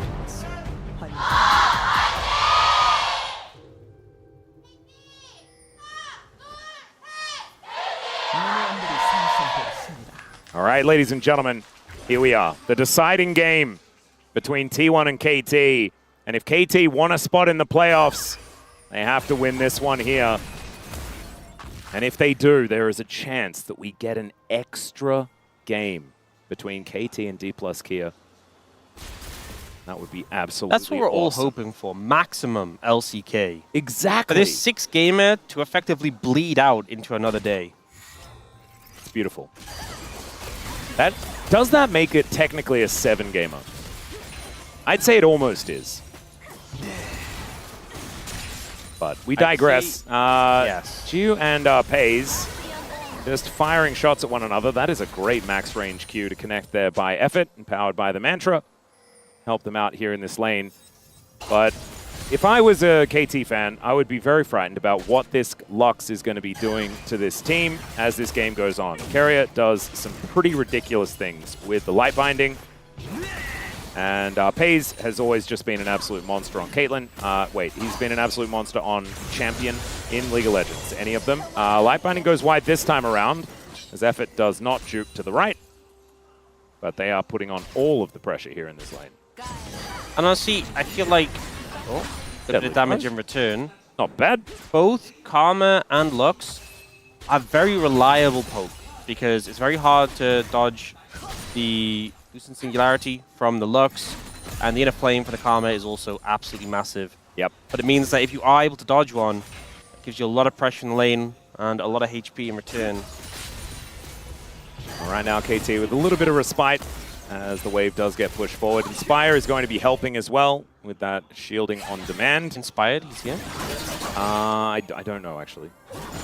Haven't seen him, but I did say his name, so maybe he's been summoned. Doran and Perfect. Doran actually winning out on these early trades quite nicely. As Perfect goes in, we'll have a big Q to get that health bar back up again. Yeah, I'm interested to see how the Gwen does, because I've been hearing good things about it. Yeah, we were talking about Jin struggling. Okay, don't get too happy, Max. Well, Perfect is going to find Doran, slices and dices. The Ignite is now down, and Cuz, he's moving up. This might be a flash. As in he goes, finds the stun. He just comes down. There is that flash, but he flashes to follow, and first blood to the Pantheon. Good pickup, and no TP from Doran means he's definitely going to miss a good amount here. Owner is just going to throw some things at BDD, and there is the flash. Great crystallize there from Faker to make sure that he has to use that summoner to get away. Now I'm going to see a little contest over the scuttle, but I think Perfect needs to recall. Oh, he's TPing back, though. Actually, this is BDD first and foremost. Yeah, he is going to make his way in. Let's see whether Cuz can actually get another stun. Sorry, this is Renekton coming to the river, BDD's coming mid. All right. But either way, saves Cuz, allows him to pick up that Scuttle Crab. Yeah, the point I was speaking about top lane is I've heard good... Oh, light binding goes wide. I don't actually miss that, but I've heard good things about the Gwen changes, because obviously we know Gwen's late game is pretty insane, but getting there is one of the bigger issues. But I was interested to see how it pans out, and now Faker with a flank here. Look how low effort is already. And Giu has no idea. He is running away now with the Inspire Shield coming in, but now flap, flap, in comes the bird, and the wall is going to catch effort, and down goes the Karma. Faker grabs the kill. Such a great wall there to force the flash and then have the follow-up. Faker getting the impact done down in the bot lane. It's not very common that you see an Anivia roam. The TP definitely helping there. Yeah. Was not the play that I was expecting. Really nicely done here from Faker. So we're going to check this one out from Cuz's perspective. It's just crazy how much damage the Q does. But also how low the cooldown the tap Q is. It's kind of absurd. And Faker, this is actually just perfect. That wall placement is, you actually couldn't do better. Nope. Absolutely perfect. And eliminates his former teammate in effort. And Owner is looking for another one. The return gank onto the flashless Victor could be very powerful. He's playing pretty defensively right now, though. You can see that the Skarner does move back into the river, but Owner has been so active so far this game. Oh, kind of missed. He didn't want that one anyway. No, don't need too many. Now the pressure mounting on bot. And with the Skarner here, Effort should be the target. Yeah, Effort is going to try and take the Scorpion for a walk, as now Giu takes so much damage. My God, Owner can very happily tank this one up, as there is Doran trying to get himself out of here, as Perfect is going to get on top of him. I don't know whether he really wants to, but there is a Pantheon waiting in the wings. You know, I'm surprised in the bot lane. Oh, no. Oh, dear. Well, Doran is likely to die as he looks to get back towards the wave. Gwen is not immune. Wait, a bit more immune than we thought. Cuz finds the Q. There it is. Easy as that. I was surprised they went for Giu in the bot lane, considering Effa had no flash, Giu had flash and cleanse, but T1 just able to pull it off and make the dive work, and that's going to give you more of an advantage when you're taking out the enemy carry and he's missing out on farm. Giu was a bit lower, to be fair, but just the execution really solid. Instantly gets a cleanse out. Carrier follows the flash with the binding as well. Just beautifully done. And then here in the top lane, it's so difficult because at some point, if you just sit there in that brush and the minions keep dying, the game is just going to be over anyway. So Doran kind of feels forced to walk up. Like, what if Cuz has reset? I'm just wasting my time, but unfortunately he hadn't. Ends up going down for the second time. I think we kind of saw that, you know, the Gwen can hold itself moderately well in the 1v1, but League of Legends is not a 1v1 game. Yeah, the problem is it's a 1v2 at the moment, and hasn't been as good in the lane swap meta, as it turns out, or the no jungle meta, which is looking like what KT are trying to employ here in this game. 2-0 for the Pantheon, and hasn't actually fallen too far behind in farm as well. With all of this time he's invested towards the top side is perfect. These Color Meeks are really going to start hurting. He's got a pickaxe and a phage. My goodness. Pretty scary Crocodile right now. Yeah, tough one right now for Doran. Just have the Ignite back up and available. Will help potentially if it's a 1v1, but I'm not even sure that's enough. As the slice in, Doran tries to go immune, does get the needlework out. The flash gets over the next one. Perfect needs that Ruthless Predator. Does he have a Q? He does!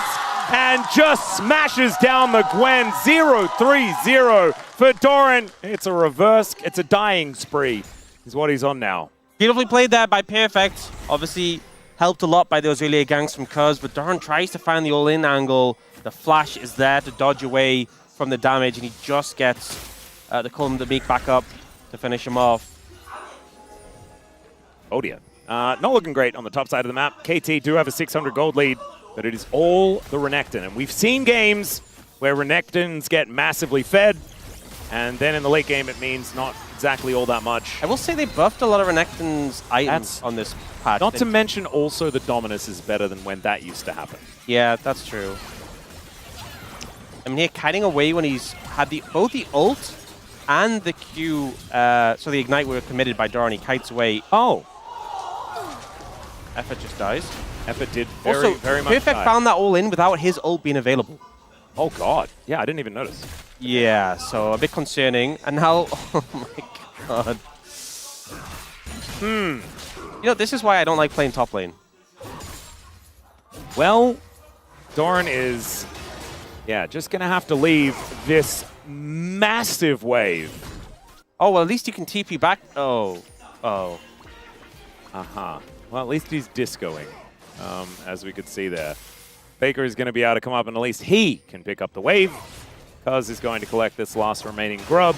Perfect going to help him out. Crocodiles like being in the river. Yeah, this was just a matter of getting binded and dead. Yeah. The Luxol killed him. There was follow-up. There was more damage available. Didn't need it. Effort still with the courage to cross the river. Tried to get a ward down and did manage to at least get it behind the Dragon Pit. Maybe the courage of the Colossus. Yeah, something like that. Nice side. But I was saying before, some of the items that got buffed on this patch for Perfect, like the Black Cleaver. Oh dear.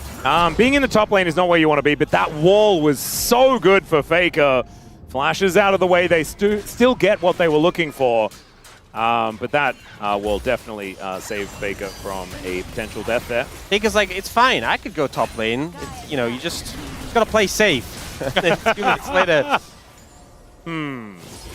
Yeah, and 2 minutes later he's like, no, I'm going back. Well, curtains are getting called here.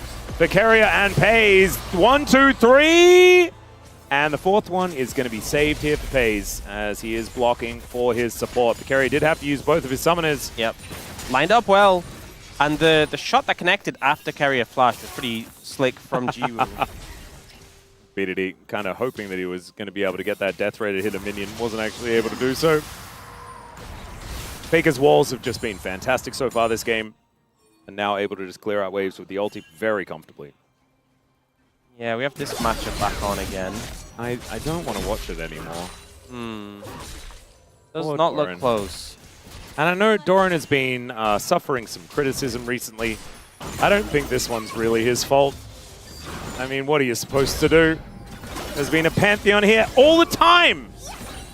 Actually, there is a good strategy for this one. I've seen it implemented many times in solo queue. Follow your jungler around? Yeah, you just flame your jungler and go next. No, you just follow into all of his camps. You walk bot lane and start taking farm there. That sounds like a good idea. Well, Doran is going to use the needlework and back away. But Gio's now here. Cuz is also here. Doran will die again. I don't think Faker is going to be able to save him. And so the turret is just going to go down. That is first turret blood over to KT. Pays will answer immediately. This is top versus bot lane. And it's every T1 game. It's just Pays is gigantic. Can the rest of T1 play around him as the rest of their map kind of falls apart? This is why I just feel so risky to go for some... Like, you've gone for Caitlyn Lux. You want to play through the bot lane. You want to play through getting Pays strong. And then you go for this Gwen into Renekton matchup, which is also a matchup that could benefit from attention. And I just feel like it was a risk that's been punished. Because ultimately, a Gwen who's this far behind is not going to nearly be as useful as like a Cassante. Oh no. And also just isn't nearly as good at surviving these plays as a Cassante, especially as you went Ignite instead of TP. Yeah, really wanted to be able to fight in this lane. And the problem is, Perfect didn't even go for an exhaust or any like kill lane summoners or anything like that. He has the teleport. He can play side lanes later on, get into fights with a gigantic shield. This Renekton might actually be that frontline threat the KT are looking for. They do need to work on getting some advantages for BDD, I think. I think BDD is going to be very, very important in doing the consistent damage in the later game teamfights with his Arcane Storm.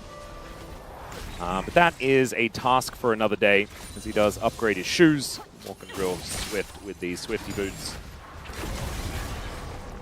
I think it's probably a task for today, actually, because this is All right, yes. KT's. Well, like, just maybe not. This is actually KT's last match. In this of the regular 5-minute mark. So I would say it's probably best to do that today. Right, yeah. Today Won't get another chance like later this week or something. Yeah. And for the tiebreaker to happen, I think they need to win today in this game, like right now. Yeah, so That's a good point. Perfect has a 2-level advantage. And yeah, Doran is still struggling. This just in, 0-3-0 Gwen having tough time.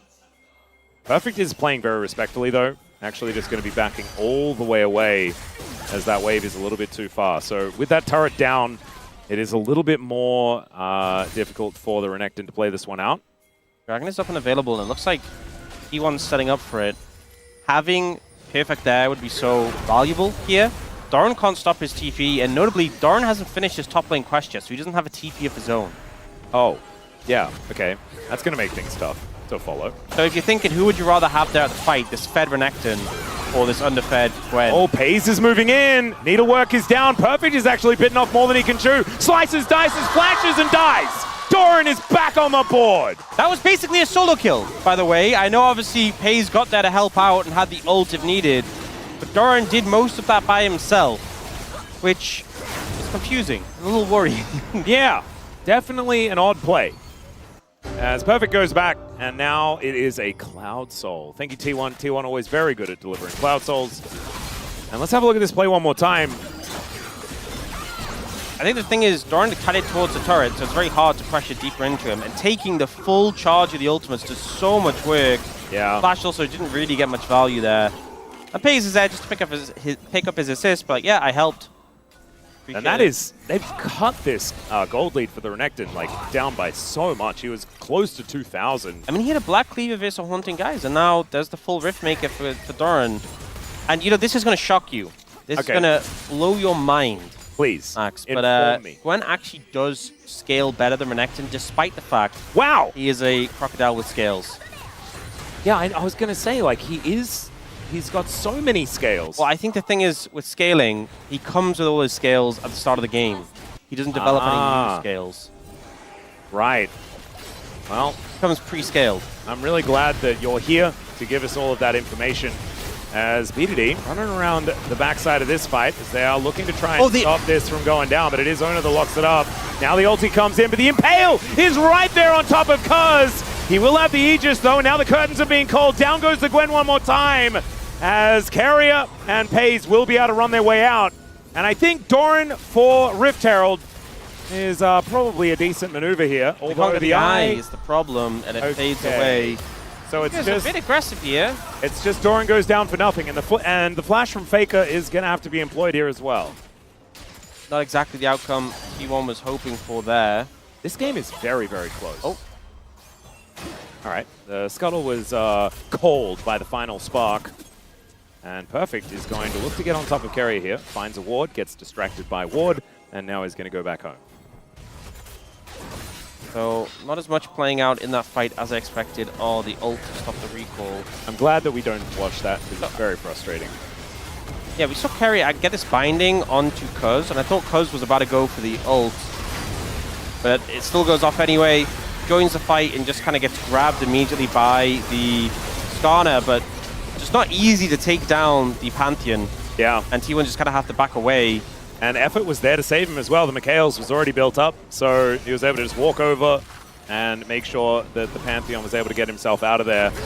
Effort looking to snare Carrier here momentarily, as Pays, losing Singularity and the traps, making it very difficult for KT to traverse and try and defend this turret, as Pays takes a little bit of poke, but still will be able to siege down this turret very comfortably. And with the walls and all of the frustration, Ona being like big in the front line, this composition still really works, even with Doran in a very precarious position. It's just very hard to push through against the Anivia and the front line of this Skarner. But I think it's also true on the other side that when you have this Fed Renekton and the Pantheon, you can buy so much time. Hard to just progress into the enemy team. Oh yeah. Well, Perfect does have a Tiamat now done. Probably going for a Stride Breaker next. I wouldn't mind it if Perfect just built an Executioner's Calling. because I do think that Doran is healing up a lot in these engages, and he has the Ignite, so he doesn't need to worry about that. Yeah, I imagine Jiwoo will probably get a Mortal Reminder eventually, but that's going to be quite late. Yeah, and he's not always with Perfect. Especially if he goes the Rapid Fire Storm Razor build. Oh god, all of the items, and then finally we'll get an Infinity Edge at some point. Allegedly. Yeah. Oftentimes you don't make it. Oh, I need armor penetration. Never mind. My 6th item can be IE. It'll be okay. Whereas the Caitlyn build has been Storm Razor and then IE straight away. No hesitation.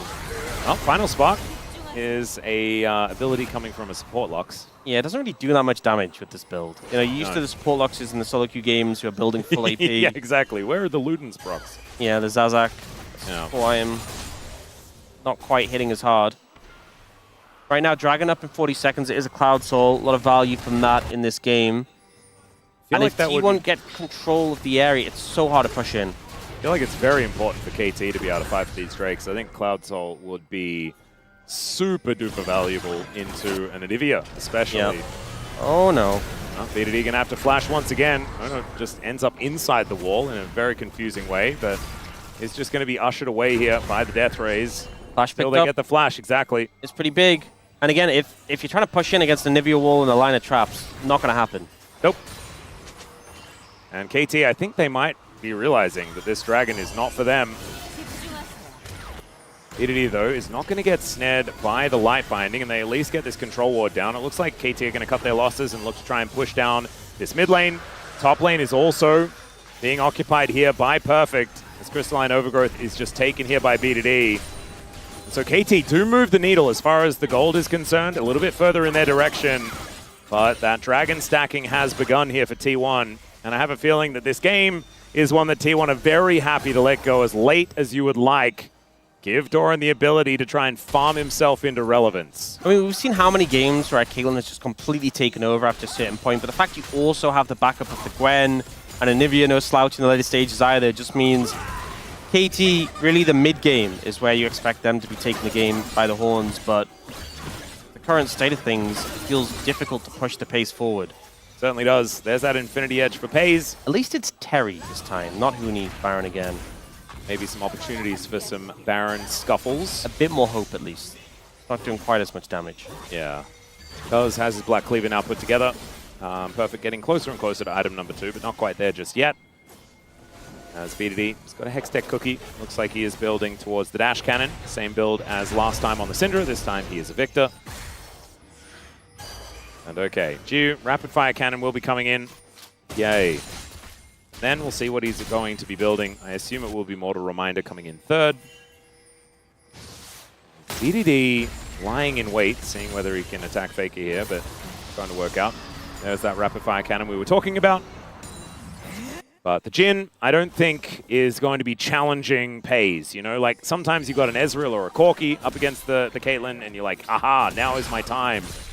Gio isn't looking at Rapid Fire Cannon and Ghostblade and being like, haha, now is my time. I don't think that that's how that one works. You do get a little bit of extra poke with the Rapid Fire Cannon there, and the Ghostblade moves you around a bit faster, but the damage potential isn't quite as high. Yeah, not cutting through targets as easily. Oh, at least Effort did manage to get the Inspire off. Oh, BDD still doesn't have Flash, by the way. He does have the Chovy Cannon. They do respect it. He backs fully away, though, so that is a large wave. Crashing that in and turret, Faker getting a bit of extra damage down there. And it is only an 80 gold lead for BDD, and he is close to 30 CS ahead. See kind of a mirrored play in this situation where Ono was heavily leaning towards bot side, trying to put pressure on BDD. Top side of the map, because was leaning heavily, putting pressure on Doran. Nothing really will come from it, though. Created camps as well. And even though KT had control of the Baron area, they back off. Carrier gets some deeper wards in. You see some question mark things coming through. Yeah. Carrier's been spotted walking back, so they expect there to be wards deeper in the jungle. Man, this is so extremely close. As Gio presses that Ghostblade button, Cuz shows up, thought that he might have caught Carrier there, but he's got Shurelya's. Able to get himself out of the way. It does heal as well for the movement speed, but Flash being maintained is the important thing. But it does give a lot of space over to KT to clear out this vision and establish their own. But they actually haven't picked up those 2 wards in their jungle. Not yet. There was one that was pinged pretty heavily. I think that was actually T1 who was pinging it, so they did not spotting it. You just clearing out waves over and over. Deadly Flourish is getting better and better at that as this game goes on. As KT, spotted by a Lucent Singularity, is, my goodness, the fully charged Q is kind of nuts. Minute 30 until Dragon, and KT really want to stop this, but again, need to get in here and get access to the Dragon area beforehand. T1 just completely cutting them out, and Perfect's behind now. All right, there is the Crocodile.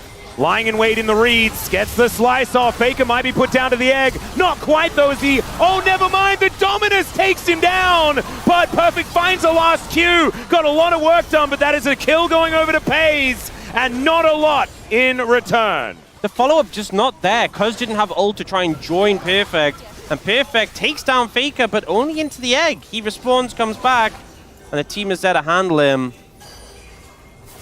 I think the big thing here is Cuz was zoned off by the Singularity from the Lux, was slowing him down. Then there's the Glacial Storm in the way as well. Really struggling to make their way in here, and Doran just pops his Shroud, backs away. Now at that time, Perfect has already died. Yeah, not a whole lot they could do about it. So now 20 seconds until this Drake is up and available. Teleport is there for Perfect. Still has the flash as well. Didn't actually invest that in the last fight. And man, look at this. The heart monitor that is the gold graph. As Pays, he's pretty scary. Got a lot of items now as he's building towards his last Whisper item is number 3. Does want the attack speed. That's going to have to come a little bit later. Faker is in this top lane. Yeah, Cuz has control of this area. Area? Yeah, Gravity Field goes down. Kerry is able to walk out of it for now as Pays is also tagged by this Death Ray. And now Owner is going to get snared as well. The bullets are connecting. And there is the chain CC onto the Skarner. He is just so durable. It does buy Cuz enough time to take down this Dragon though, so 2 Drakes apiece. And T1 looking a little bit worse for wear as the siege is begun. A lot of pressure, but ultimately T1 don't opt into contesting the drag. Oh, Faker could be in trouble. There's the flash forward from Effort, looking to try and lock him down. The wall is fantastic because he just launches himself over it, and no blast cone is going to get Faker out of this one. The little jab with the Q from Cuz will be able to take out the bird. What will it lead to, though? Will that allow them to set up the Baron? It doesn't look like it. They'll just take the kill. Tower in the bot lane picked up by Perfect. And all in all, it's still so even in this game. 2 Dragons apiece now, only 300 gold between them. It's mostly where the gold is. It's KT with the Fed Renekton, and it's T1 with the Fed Caitlyn. And I think there's an easy answer. Which you'd rather have? Yeah, I mean, I think it even goes beyond that. I think if Pays is in a late game scenario, just feel like, especially if he's on a champion that is equipped to just get better and better as you get there, I think the smart money is always on him. Doran actually just hit level 16 before Perfect, by the way. That's crazy. Catch-up experience has gone too far. So Faker ends up overstepping here. They see him walk past that wall that's a little bit lower. Lot committed to try and catch him out. He does eventually die. All right. Not the most impactful death, though. Nope. They weren't able to actually turn onto a Baron or anything like that. As Perfect has done the most damage in the game. How impactful is that going to be as this game continues? The gold lead has moved to 2,000, so it is increasing. But Perfect now has Black Cleaver and Strybreaker done, and is now looking for item number 3, likely a GA or something of that ilk. And I do just feel like there's a bit of a timer here on KT. Yep. And yeah, they're doing a good job keeping the game even. The problem is, they keep doing that, then it'll be even. And T1 will be very happy. You see Jiwoo going towards his last Whisper item, 3rd, not going for the Storm Razor, which I think is the right call, but still behind in power compared to Pays. Oh, perfect. Gonna throw down the Dominus here as Doran looking for the needlework, and there is a Skarner making his way over. Ace in the hole comes in, final spark. That's Carrier trying to get an assist as well. He does at least get a Call the Meek and does put in the flash. Oh, the Ignite! Oh no, perfect! The last tick will do it. And down goes the Crocodile. The fadeaway Ignite for the kill. Doesn't feel great as BDD will take down an inner turret for their trouble. So Tower goes down top lane. The fact they also got Perfect's flash pretty big. I think hard to team fight Renekton without that. Pays so much damage to this tower. Yeah. And there are no minions, but the headshot just doesn't seem to care about a backdoor bonus or not. And so KT now lose their gold advantage. And Doran, even though he was utterly bullied in the early game, he is now on 2 items. Nash's Tooth, a fantastic one, alongside the Riftmaker on the Gwen, always has been. And I have a feeling that he has weathered the storm long enough. I think he has. Getting to the point where he's just an absolute menace. If he buys a Seeker's Arm Guard, I think that's just it. I think that's the point where he's just so difficult to deal with. It's a minute 30 on that next dragon, and I think T1 can feel a lot more confident about looking towards fighting that one than the last one. I would agree. And I think the one after that is going to be even easier if things are going the way that they continue to go. Still, it's not like KT don't have any tools, and we saw the chain CC. When it does actually come in, it can be pretty devastating. That's all right. BDD and Cuz now looking for some angles. Wanting to see who is going to head into the jungle first. It is just going to be a blue buff that they are looking to secure. And Geo actually walking towards his control ward is a little bit scary. Light Binding connects onto Effort. Not going to take too much damage from that one, as now Perfect we're going to make his way over as well. 50 seconds on this Drake. And oh no, Effort has to go home. He might have to just flash, and he does do so. Still slowed down, but now no flash, no heal for the Karma. That is such a big deal looking at this next crucial fight. And the ult just took even the recall. final spark. Yeah, ace in the hole. Is he going to die? That is so incredibly close. I don't know what health he was. He when was it hit. under 10, single digit. Yeah, crazy amount of luck there for Effort to survive. But it does mean they've taken the support off the map. Vision control not able to be laid down. 17 seconds on that dragon, and there's no red anywhere near it. Nope. So KT gonna have to either just group up and see what they can do, walking blind into these bushes, or give away this soul point over to T1. They do get vision, and they are looking to follow their minions towards this bottom side. But the Glacial Storm comes in. Once they're set up. Oh, there's a Blast Cone here. Let's see. They do Blast Cone over. There is Cuz making his way forward. The curtains are being called. The first 2 bullets miss. The last ones are just kind of collected from people that don't really care. The binding. And the final spark. The binding so incredibly good. The wall even better from Faker as T1 look to put them in the grave. And now Doran is getting his revenge. BDD lit on fire. He's going to have to walk away as Stu. I mean, he's a Jin. There's not a whole lot he can do without a front line to play around. And T1, I think they've really tipped the scales now. Then they can head straight over to that Baron. They have the DPS for it in spades, and that might be the moment that sends KT to the play-ins. We'll see the replay here. KT very late in contesting, and if T1 already set up, it's so hard to get access. They have to use the Pantheon ult. But FaZe is unthreatened. Just starts kiting, dodging the Jin shots, getting damage down. The double binding from Carrier was beautiful after the flash, but the wall that came after, blocking Cuz and Effort in, ensuring their deaths. Faker goes down to his egg, but he doesn't care. Oh, and it was a flash double binding as well. And Faker knows exactly what to do off the back of that play. Absolutely beautifully done. The Baron was taken, and FaZe now hits 4 items and a bit. And this is the time where the Caitlyn will be unanswerable. There's just not a whole lot the KT can actually do about it. I mean, Bloodthirst is where it becomes insane, but even just the Vam Scepter is a good amount of lifesteal. It means that you land a bit of poke, it just doesn't mean nearly as much. A headshot heals so much. Yeah. I mean, with the Bloodthirster, it's insane. With the Vam Scepter, it's still pretty crazy. And if you get a headshot... Oh, possibly an angle here as the Arcane Storm goes down. There is Cuz making his way forward as well. Ona there for the disengage. They do get the barrier. FaZe still has flash, for goodness sake. A little tense. Little tense. It was a good angle from KT to try and punish. And FaZe sheepishly heads towards the top lane, but will just heal up incredibly quickly. Strybreaker doesn't actually catch onto Doran there, and KT, you can see they're desperate to find any sort of pick to delay this Baron where they can. Light Binding will connect onto the Jin as Geo is just trapped inside the wall. That was ridiculous! And they're just going to leave him there? Are you kidding me? That is such a tilter. Yeah, Faker was like, that's BM, guys. Let's just leave him there in the pen. He can stay there. As the inner turret is going to be taken down. And the war of attrition is just being won here by a T1. Jiwoo may... Oh, no. Oh, another wall. The stun have... is going to come through. Mikhail's was there. Or actually, was it the... It was the cleanse. That got him to safety. But it's not going to save this turret. As at least the Arcane Storm is on carrier. Might do a little bit of work here, but he's able to wander his way out. Yeah, Jiwoo may have made it out of the wall situation, but he's trapped in his base. Actually, TP coming in. Yeah, Perfect is going to look for an angle towards Doran. He is a big crocodile.